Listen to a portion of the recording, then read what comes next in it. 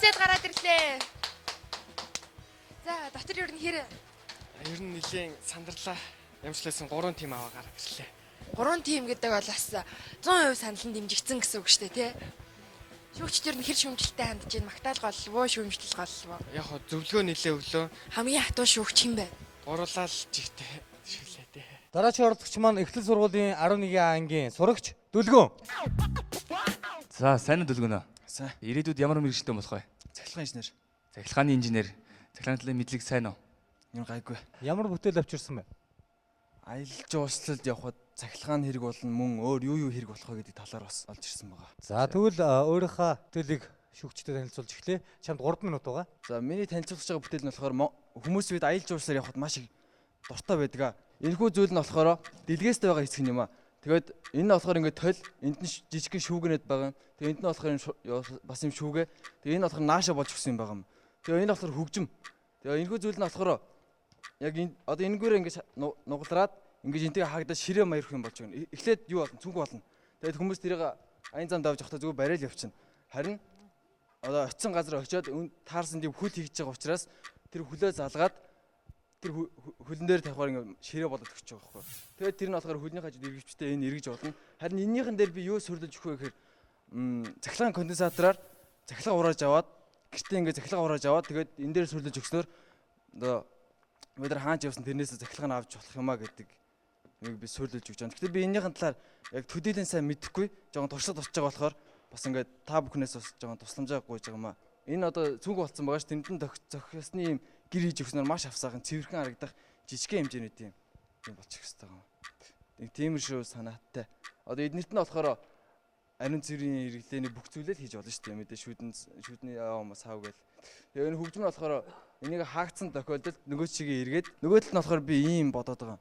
Газын плеткийг газан залгаад тэрнээс нь ахаад нэг хуршуу аваад дэнлүүлээ холбоотой газын плетийг хасна. Тэгээ дэнлүү хасна.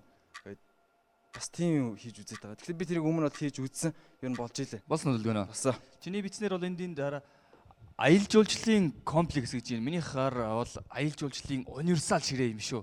Зохицолбор. Маш олон зүйлүүдийг багтаасан байна. Санаа бол маш сайхан байна төгөлдрөвт хоёр бол дэмжиж байна. Санааг өргөжүүлвэл наач ингээд ариун цэврийн хэрэгслээ хана ч тойлмойлтой. Зүгээр миний санджаа наадхаа иймэрхүү байдалтай оруулаад машиныхаа акимд юунаас тижээлийн авдаг болгоод магадгүй 12 вольтой 200 вольтдаг баг чадлын хөргөөрийг залгадаг болгоод тэгээ эндээс нөгөө залгыг арзэдг хийж өгөөд тэгээд сахлын машины хийгээд ядгийг дээр нь жижигхэн ледэн ламп бастаг болгоод ингээ ячвал энэ зүгээр ээж магадгүй харагдаад байна л да. Ер нь өөрөө хэрэглээгээ сайн бодох хэрэгтэй. Түрүүн нөгөө дотор талд нь конденсатор тавиад тог хураана гэж тэгж болохгүй. Яг тэгэхээр конденсатор бол хоронхон зур цэнгээ алдна. Аккумуляторын нэгтэр цүнх чинь маш хүнд болно. Тэгэхээр сая лодоо гişи хэлдгээр цахилгааныхаа хөөсөр гаднаас нь авдаг ч юм уу. Өөр аялал жуулчлалыг ямар хэрэглээтэй вэ? Жишээлбэл өөр цүнхнүүд үзэр миний санахаар ийм зүгээр дотроос нэг янз бүрийн юмнууд гараад ирдэг цүнхнүүд болон байдаг. Тэгээ чинийх одоо юугаараа давъя гэдэг нь тоддох төр би яг зүгээр захилгаан хэрэгэлдэг дотроо хөгжимтэй гэдэг тэрийг бол сайн мэдэхгүй. Тэгэхээр мэдээж зэрэг тэр талаар магадгүй Америк ч юм уу ямар нэгэн улсад чинь патент байхгүй гэж магадгүй. Чи байна уу тэрийг хайж үзээрэй. Хэрвээ тэгчих бол санаагаа арай л өргөжүүлэхгүй бол яг энэгээр ингээд ороод цаашаа бүтээл аваа явна бол бас хэцүү л. Тэгэхээр одоо залуу хүн бол бас нэлээд тийм алсыг харсан юм зохион бүтээж явах хэрэгтэй. Одоо чиний санаа чинь хит ингээс харилцсан байна л да. Тийм ч юм хийчмээр юм шиг, ийм ч юм хийчмээр юм шиг. Энэ удаа бол би яг энэ санааг бол дэмжихгүй байна. Өөрөө бол цаашаа энэ зохион бүтээх байгаа бол улам итгэвтэй. Гэхдээ нэг хүний анхаарал нэг цэг дээр төвлөрч явахдаа юм бүтээдэг. Саринцсан үедээ бүтээдэг. За шүүгчдийн эцсийн дүгнэлт. Нэг үгүй. Нэг тим. Хоёр тим баяр хүргэе чамд. Аялал жуулчлалын цогцлбороо дараачийн шатандаа бэлдэж авчираарай. За баярлалаа. Бэлэн болгож ирнэ шүү. Янзаар амлалт өгсөн шүү. Амлалтаа заавал биелүүлж ирээрэй.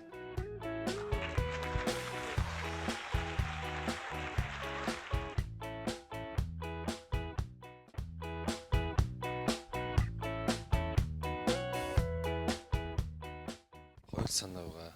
Тэгээд одоо ихний санаагантай хэлцүүлэх гэж байна. Нөгөө санаагаараа бэлтэж амжаагүй. Маргааш танилцуулна гэж бодож байгаа.